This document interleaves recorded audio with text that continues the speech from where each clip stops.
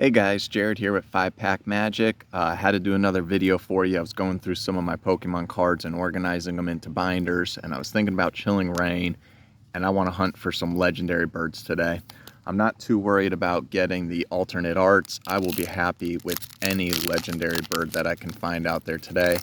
My personal favorite is an Articuno, so hopefully we find one. And do me a favor, if we find an Articuno, hit that like button on this video for me. One thing I wanted to talk about today, was just Pokemon in life. We're not all about Pokemon. Everyday life between family, work, going to the gym, video games, playing outside, doing a bunch of things, kids in soccer and everything. But we absolutely love Pokemon. But I thought it was funny because we have a friend from out of town that visited, actually my son's friend.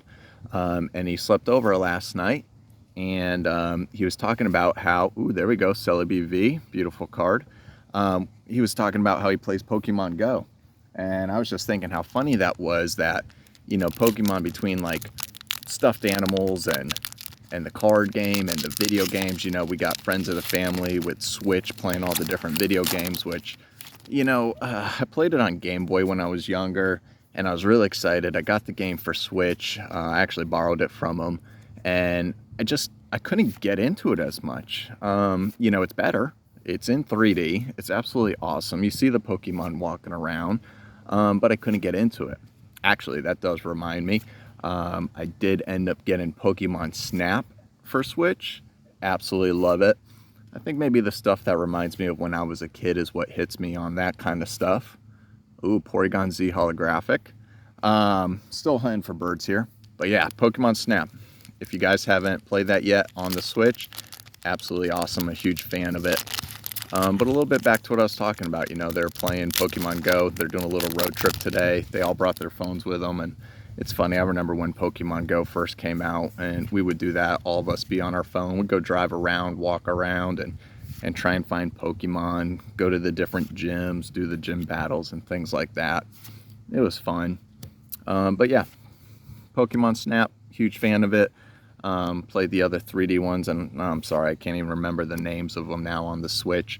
I just couldn't really get into it. I think a lot of it for me is really just the artwork and the excitement of pulling some big cards, non-holographic here. There's just something awesome about pulling something big. Gold cards, full arts. I remember back in the day when either a card was holographic or non-holographic. There was nothing else there. One of the worst things ever was when you pulled a rare trainer card, man, that like broke your heart. Now, today, if you pull a holographic card, it almost breaks your heart. I think maybe that's why I get a little excited over everything. Love the Ghastly, Haunters, Gengars, all those series. I like all the cards. You get a holographic. That's why that second reverse holo is absolutely awesome to me. Just like that guy right there. It's like another winning card in the pack. Holographic, Galarian Slowking. All right, we got one last pack, guys. Please tell me we're going to get a bird in here. Don't care which one. Articuno would be my favorite. I've seen a lot of people on Facebook posting up pictures of their big pulls. Alternate art Zapdos, alternate art Moltres. Seen a couple of those out there. Let's see if it's my turn. Last pack. Count it down with me here. Let's get to that reverse holo and see what we got lucky and got. And reverse holo Score Bunny. That's a fun card. I like that. Last rare of the day.